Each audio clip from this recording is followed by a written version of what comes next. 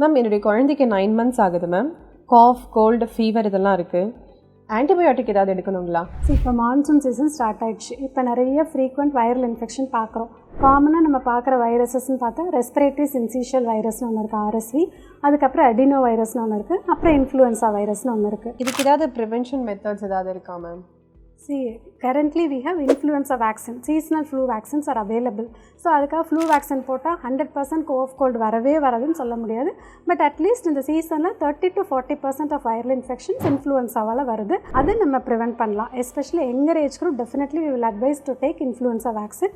Older children also when they have underlying risk factors like wheezing இருக்கிற குழந்தைங்க, underlying heart problem இருக்கிற குழந்தைங்க, so அந்த மாதிரி சில ரிஸ்க் ஃபேக்டர்ஸ் இருந்தால் உங்கள் டாக்டரை கன்சல்ட் பண்ணிவிட்டு இன்ஃப்ளூயன்ஸா வேக்சின் இயர்லி எடுத்துக்கிறது பெட்டராக இருக்கும்.